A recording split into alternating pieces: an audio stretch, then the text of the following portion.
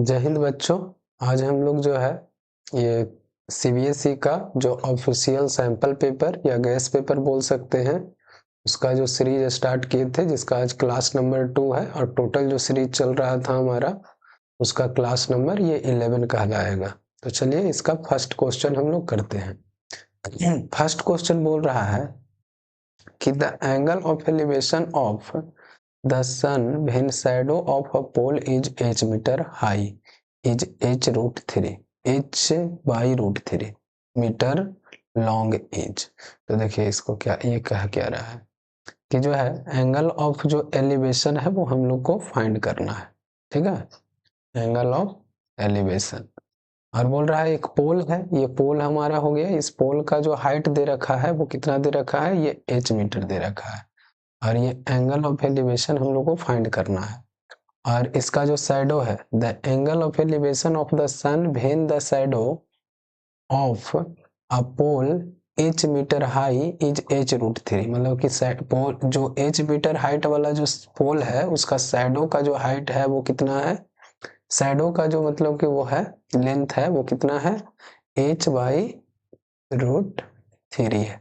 ठीक है, तो इसका एंगल ऑफ एलिवेशन, तो देखिए इस एंगल के अकॉर्डिंग अगर इसको थीटा मान ले तो ये है, ये हो गया हमारा परपेंडिकुलर और ये हो गया बेस। तो हमारा ये tan theta is equal to क्या होता है, परपेंडिकुलर अपॉन बेस होता है। तो परपेंडिकुलर है हमारा h और ये है हमारा h/√3। जब इसको सॉल्व करेंगे तो h इसका मतलब हो गया, ये y का मतलब हो गया डिवाइड h/√3, ये हमारा ध्यान दीजिएगा ये √3।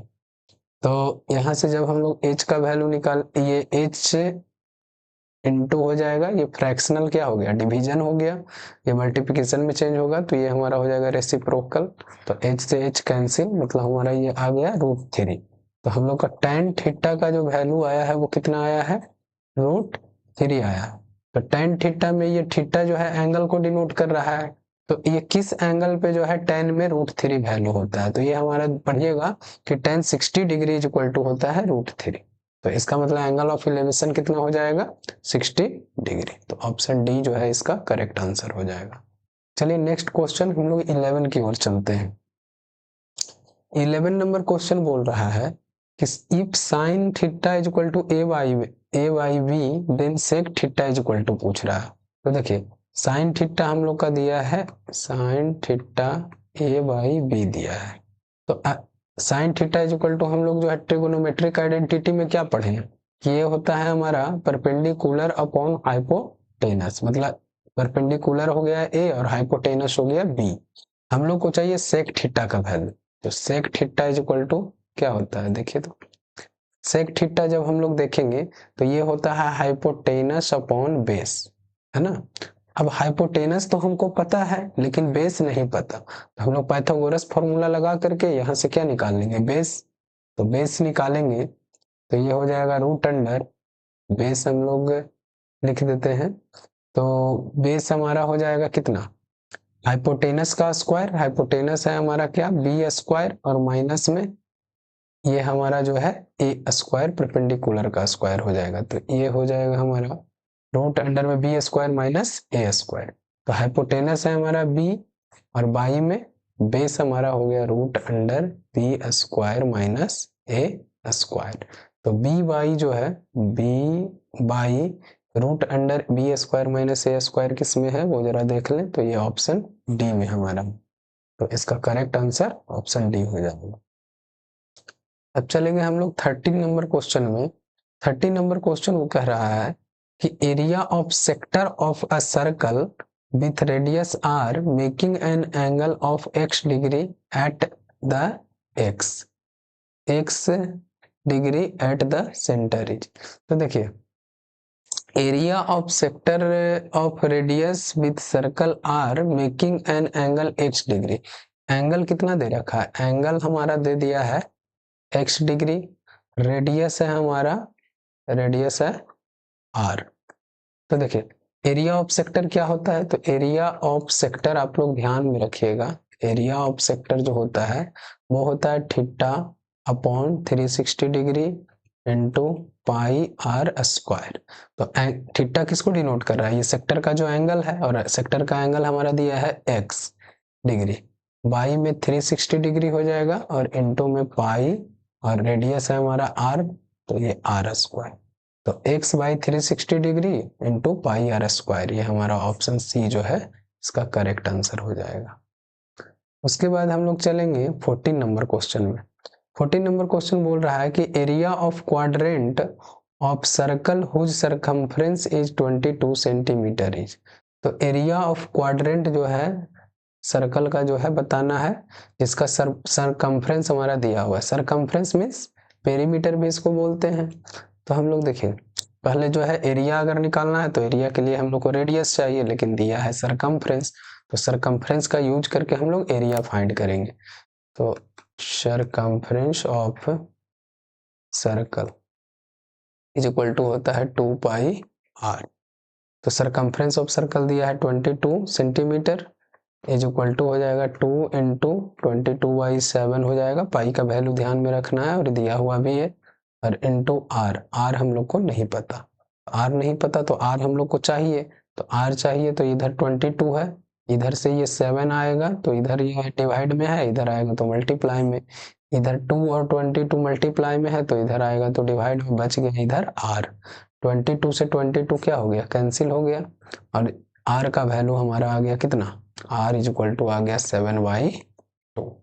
अब हम लोग को चाहिए क्या, तो यहाँ से हम लोग को चाहिए area of quadrant. Area of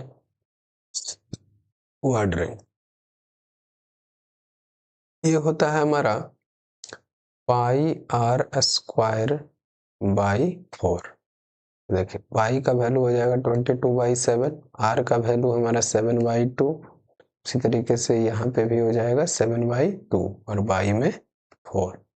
अब देखिएगा ये 7 से 7 कैंसिल हो गया, और 2 से जो है ये 11 2 जा, तो हमारा यहाँ पे बच गया है 11 इंटू 7 हो जाएगा 77, बाई में 2, और डिवाइडेड बाई 4। ये 4 है डिवाइड में, तो 4 को हम लोग ऐसे लिख सकते हैं डिवाइडेड बाई।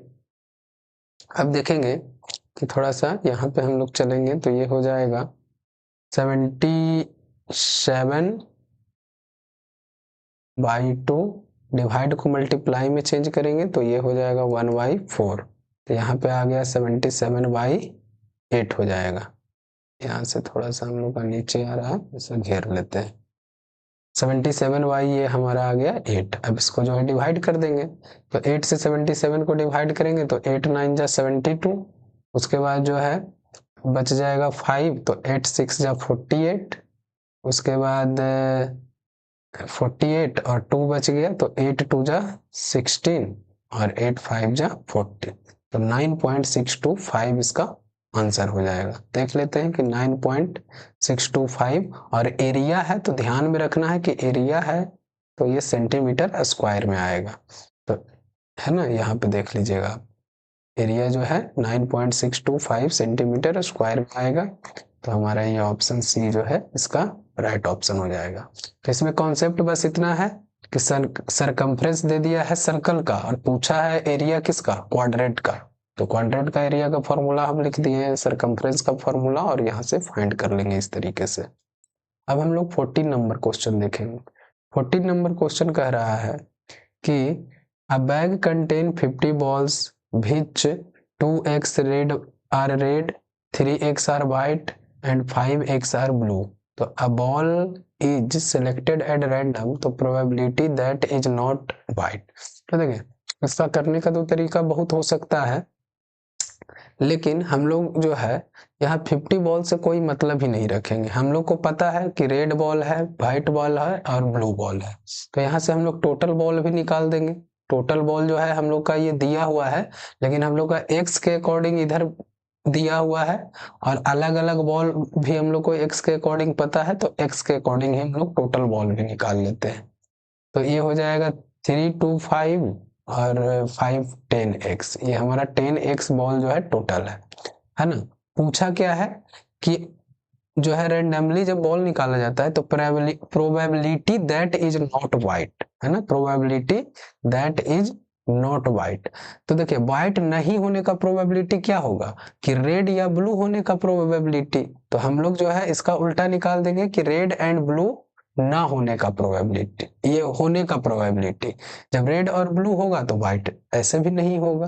तो देखिए तो यहाँ पे हमारा ये टोटल आउटकम हो गया है हमारा 10x और फेवरेबल आउटकम हो जाएगा हमारा यहाँ से ये रेड और ब्लू वाले को ऐड करेंगे तो 5 और 2 7x हो जाएगा।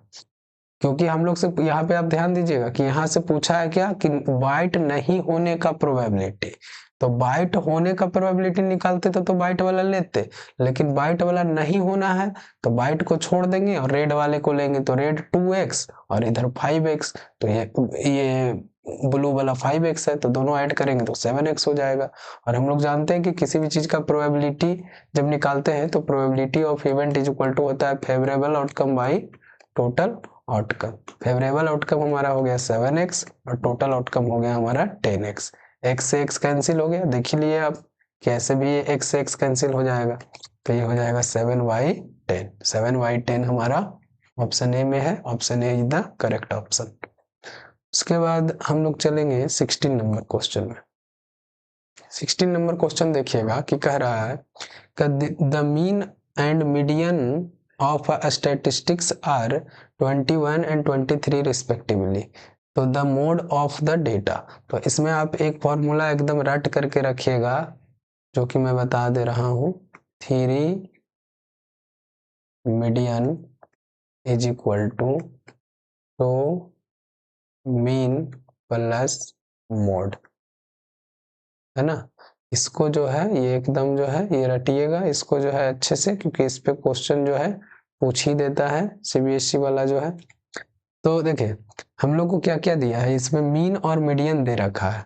तो 3 इंटू मीडियन हम लोग को पता है, उसके बाद जो है मीन भी पता है कितना है 3 मीडियन और 2 मीन होता है और प्लस में मोड होता है। तो 3 इंटू मीडियन हम लोग का दिया कितना है 23 is equal to 2 mean 2 into 21 plus में मोड, है ना, क्योंकि मोड ही पूछा है। तो मोड को अभी इधर रखेंगे, इसको मल्टीप्लाई करेंगे तो ये हो जाएगा 69। इधर से जो है लाएंगे इसको तो 21 2 जा 42 हो जाएगा, तो माइनस में 42 इज इक्वल टू मोड। तो यहाँ से हम लोग इसको माइनस करेंगे तो 9 - 2 7 6 - 4 2, तो मोड हमारा आ गया कितना 27। तो 27 करेक्ट आंसर हो जाएगा ऑप्शन सी। 17 नंबर क्वेश्चन देखिएगा। 17 नंबर क्वेश्चन कह रहा है हम लोग का कि a circus tent is cylindrical to the height of 3 meter and conical above। मतलब कि ये सर्कस का टेंट है, तो उसका जो हाइट दिया हुआ है जो कि सिलिंड्रिकल शेप का है नीचे से वो 3 मीटर तक है, एंड कोनिकल एबव इट, मतलब कि इसके ऊपर जो है कोनिकल है।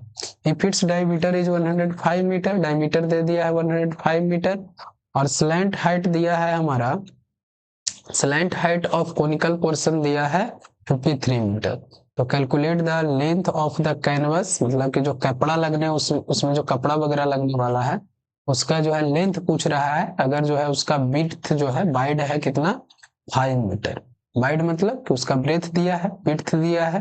तो हम लोग देखिए क्या करेंगे इसमें पहले टोटल जो टेंट का जो कर्व सरफेस एरिया है उसको फाइंड करेंगे, और उसके बाद जो है ये इक्वल हो जाएगा जो कपड़ा लगने वाला है उसके एरिया से, और कपड़ा का एरिया में हम लोग को लेंथ पूछा है और ब्रेथ दे रखा है। तो पहले एरिया निकाल देते हैं हम लोग, ये कर्व सरफेस एरिया निकाल देते हैं, ये जो हमारा टेंट है उसका। तो चलिए इसको फाइंड करते हैं। तो यहाँ पे हम लोग का क्या क्या दिया है वो पहले जो है नोट कर लेंगे हम लोग। तो यहाँ पे जो हाइट दिया है एच का वैल्यू दे दिया है 3 मीटर। उसके बाद जो है डायमीटर दिया है, डायमीटर डी का वैल्यू दिया है 105, तो यहाँ से रेडियस हो जाएगा 105/2 हो जाएगा। और हम लोग का क्या दिया है स्लैंट हाइट, स्लैंट हाइट मतलब स्लैंट हाइट दिया है तो मतलब एल का वैल्यू हम लोग को दे रखा है 53 मीटर, है ना।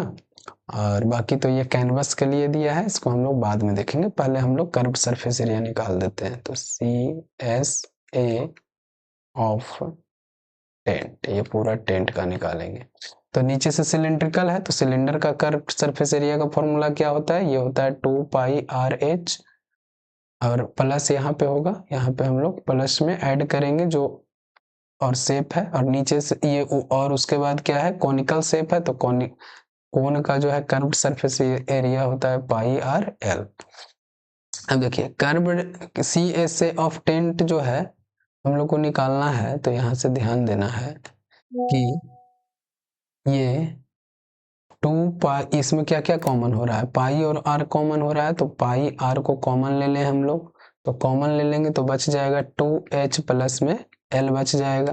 तो यहाँ पे पाई का वैल्यू 22/7, r का वैल्यू हम लोग निकाल चुके हैं 105/2, उसके बाद 2h, 2 इंटू h मतलब 3 और प्लस में l हमारा कितना है 53 है। क्लियर है। यहाँ से देखिए ये 11 2 जा कैंसिल हो जाएगा इससे, और ये जो है ये हो जाएगा हमारा 15 से, है ना, 15 7 जा 105। तो यहाँ पे हमारा जो बच रहा है वो ध्यान दीजिएगा कि 11 इंटू 15 और इंटू में 3 2 जा 6 और 6 प्लस 53 हो जाएगा 59। इतना हमारा कर्व सरफेस एरिया आ गया है ना, ये पूरा टेंट का। और ये किसके बराबर हो जाएगा, जो कपड़ा लगने वाला है वो कर्व्ड सरफेस एरिया पे ही तो कपड़ा लगेगा, है कि नहीं। तो जो हम लोग का जो कैनवास का जो यूज होने वाला है, कपड़ा बोलने का मतलब वही कैनवास जो चारों तरफ से उसको घेरेगा, तो उसका जो है ये जो एरिया है उस ये कैनवास के एरिया के बराबर होगा। तो लिख लेते हैं area of canvas is equal to क्या हो जाएगा, लेंथ इंटू ब्रेथ। अब हमारा एरिया ऑफ कैनवास जो है इसके बराबर हो जाएगा, तो ये 11 एरिया ऑफ कैनवास की जगह हम लोग लिख सकते हैं 11 into 15 into 59 equal to length हम लोग को चाहिए, ब्रेथ दे रखा है इसका क्या 5 मीटर, तो 5 रख देंगे। तो एल का वैल्यू हम लोग को यहाँ से क्या हो जाएगा, तो एल का वैल्यू हो जाएगा 11 इंटू 15 इंटू 59/5। अब ये 1 5 जब 5 और 3 5 जब क्या हो जाएगा 15। जब इसको हम लोग सॉल्व करके लाएंगे तो यहाँ पे मल्टीप्लाई करना पड़ेगा, कर देते हैं मल्टीप्लाई यहाँ पे, फिर इरेज कर देंगे हम लोग। तो 11 3 जा 33, तो 59 इंटू 33 करेंगे तो 9 3 जा 27, 5 3 जा 15 और 2 17। उसी तरीके से यहाँ पे भी हो जाएगा ये 17, तो ये हो गया 7 7 7 4 14 का 4 और ये 7 2 9, तो ये 1947 हो जाएगा, 1947 और लेंथ है तो मीटर में आएगा। तो 1497 हमारा ऑप्शन बी में है, ऑप्शन बी इसका करेक्ट आंसर हो जाएगा। और हम लोग यहाँ पे 18 के पास कर दिए हैं ये मल्टीप्लिकेशन, तो इसको इरेज कर लेते हैं ताकि जो है हम लोग 18 को जो है सॉल्व करेंगे यहाँ पे, ठीक है। चलिए अब हम लोग 18 नंबर क्वेश्चन में आएंगे। 18 नंबर क्वेश्चन पूछ रहा है कि मीडियन बताना है किसका, मीडियन बताना है अपना ये फर्स्ट 10 प्राइम नंबर का, है ना। तो मीडियन चलिए बताते हैं। तो फर्स्ट 10 प्राइम नंबर हम लोग पहले लिख लेते हैं। 10 प्राइम नंबर एक्चुअली क्या होता है, तो प्राइम नंबर होता है कि a number that is divisible by only one and itself, एक और अपने आप से सिर्फ वो डिविजिबल होना चाहिए, ठीक है। तो जैसे हमारा हो गया 2, फर्स्ट प्राइम नंबर हो जाएगा 2, फिर हो जाएगा ये 3, 4 नहीं होगा 5 होगा, फिर हो जाएगा हमारा 7 11 13 17 19 हो जाएगा, उसके बाद हो जाएगा 23। देख लेते हैं 10 हुआ कि नहीं, 2 4 6 8 9 नहीं हुआ है, तो 23 के बाद हमारा आ जाता है 29। ये हमारा जो है फर्स्ट 10 प्राइम नंबर है। इसका मीडियन पूछा है, तो मीडियन निकालने का जो है हम लोग देख लेंगे। मीडियन निकालना हो तो देखिए यहाँ पे, तो ये देखिए मीडियन निकालने में एक चीज का ध्यान रखना है कि हमारा जो भी डेटा दिया गया है वो या तो असेंडिंग में ये होना चाहिए अरेंज्ड या फिर डिसेंडिंग में। तो ये पहले से ही हम लोग का असेंडिंग में जो है अरेंज्ड है, जैसे हम लोग लिखे हैं, है ना। अब क्या करेंगे कि टोटल काउंट करेंगे कि टोटल इसमें जो है डेटा कितना है, टोटल नंबर कितना है। तो टोटल है इसमें 10, है ना। तो 10 हमारा क्या है ये है हमारा इवन नंबर। तो मीडियन जब इवन नंबर होगा, मीडियन निकालने का जो तरीका होगा, मीडियन कब, जब इवन नंबर हो, है ना, क्या है, इवन नंबर। तो ये हो जाएगा हमारा n by tooth plus n by 2 plus 1th term जो है बाई में 2 होता है, ये समझे। तो हम लोग कैसे निकालेंगे, तो n/2 मतलब कि 10 है तो 10/2 हो जाएगा, और प्लस में 10/2 हो जाएगा, और प्लस में n/2 मतलब कि 10/2 और प्लस में 1th टर्म हो जाएगा यहाँ पे, और बाई में हो जाएगा 2। जब इसको सॉल्व करेंगे और तो ये हो जाएगा 5, ये भी हो जाएगा 5, ये 5 से कैंसिल हो जाएगा, तो ये हो जाएगा 5th, और प्लस में 5 + 1 6th टर्म हो जाएगा बाई में 2। अब देखिए इसमें 5th कौन है, तो 1 2 3 4 5, ये 5th है हमारा, 11 है इसमें, और 6th कौन है, ये हमारा 13 है बाई में 2। इसको जब सॉल्व करेंगे तो 11 + 13 होता है कितना, ये हो जाएगा 24/2, काटेंगे तो ये हो जाएगा 12। तो ये हमारा इसका जो आंसर हो जाएगा वो क्या हो जाएगा, 12 हो जाएगा। तो ऑप्शन जो है डी इसका करेक्ट आंसर हो जाएगा। ठीक है, तो थोड़ा सा इन सब का जो है ध्यान रखना है, मीडियन वगैरह निकालने आना चाहिए इस तरीके से, अगर जो है नंबर दे दिया जाए, है ना। बाकी क्लास डिफरेंस वगैरह का तो वो सब्जेक्टिव वगैरह में पूछा जाता है ज़्यादातर करके, उसके अकॉर्डिंग क्लास डिफरेंस फ्रीक्वेंसीज वगैरह दिया हुआ होता है। तो उसके बाद जो है हम लोग 19 नंबर क्वेश्चन में आएंगे। 19 नंबर क्वेश्चन बोल रहा है कि अ डिस्टेंस ऑफ, अच्छा ये असर्शन और रीजन का क्वेश्चन है। तो देखिए असर्शन और रीजन का भी क्वेश्चन पूछा जाता है हमारा इसमें जो है CBSE में, तो देख लेंगे इसको कैसे करते हैं जो। तो असर्शन में पहले तो पढ़ना है कि जो दिया हुआ है असर्शन वो सही है या गलत है, ट्रू है या फॉल्स है। तो देखिए डिस्टेंस ऑफ -4 और 3 from X axis is 5 unit. तो देखिए एक्स एक्सिस से पूछा है, तो एक्स एक्सिस से जब पूछेगा तो बाई का जो वैल्यू होगा, बाई कोऑर्डिनेट होगा, वही आंसर होगा। तो बाई तो यहाँ पे 3 है, और यहाँ पे तो दे रखा है कि एक्स एक्सिस से जो डिस्टेंस है वो 5 यूनिट है, तो ये हमारा क्या हो गया, ये असर्शन फॉल्स हो गया, ये हमारा हो गया फॉल्स।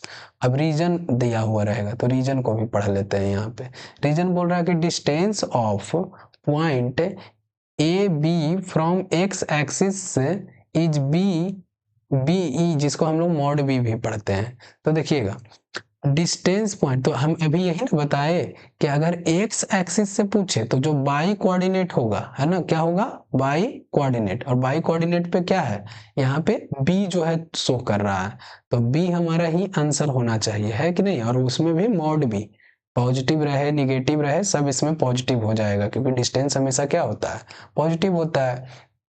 तो ये तो हमारा ये सही जो है स्टेटमेंट दिया है, ये हमारा ट्रू जो है स्टेटमेंट है। तो असर्शन में हमारा स्टेटमेंट फॉल्स है और रीजन में हमारा स्टेटमेंट क्या है, ट्रू है। तो लिखेंगे कि ए, असर्शन को ए से डिनोट किया है और रीजन को आर से। इसको समझिएगा कैसे करना है जो। तो ए हमारा क्या हो गया, फॉल्स हो गया, और आर क्या हो गया, ट्रू हो गया। तो A is false and R is true. Option D में हमारा ये सही आंसर है, तो हम लोग ऑप्शन डी को टिक करेंगे।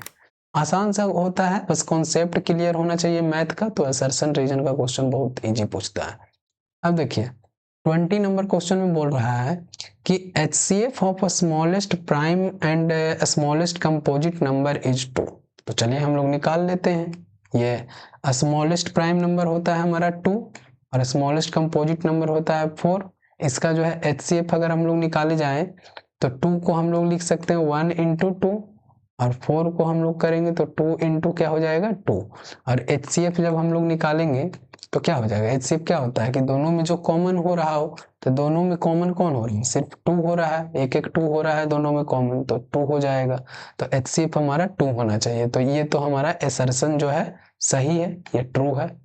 अब देखेंगे कि smallest prime number is 2 and smallest composite number is 4, so their HCF is 2। तो देखिए सही तो है, कि हम लोग निकाले थे स्मॉलेस्ट प्राइम नंबर 2 और स्मॉलेस्ट कंपोजिट नंबर 4 और इसका HCF निकाले तो क्या हो गया 2 हो गया। तो ये भी हमारा ट्रू है। तो एसर्शन और रीजन क्या हो गया, दोनों ट्रू है। और रीजन जो है, ये रीजन जो है क्या है, करेक्ट जो है एक्सप्लेनेशन है, इसका एक्सप्लेनेशन है। अरे इसी से तो एक्सप्लेन हुआ ना कि ये 2 आता है एसर्शन हमारा। तो यहाँ पे लिखेंगे, देखेंगे ऑप्शन को, तो both A and R true and R is the correct explanation of A. हाँ, तो ये ऑप्शन ए जो है राइट आंसर हो जाएगा। तो आज हम लोग का जो है ये 11 to 20 क्वेश्चन किए, जिसमें बहुत बेहतरीन और एकदम डाइवर्स क्वेश्चन था, अलग अलग लेवल का, अलग अलग तरह का क्वेश्चन था। तो आप लोग जो है इस तरीके से देखते रहिए और कॉन्सेप्ट फॉर्मूलाज हर चीज को एकदम ध्यान में रखना है, क्योंकि आप लोग का एग्जाम एकदम नजदीक आ चुका है ना। तो चलिए आज के लिए इतना ही। थैंक यू, धन्यवाद।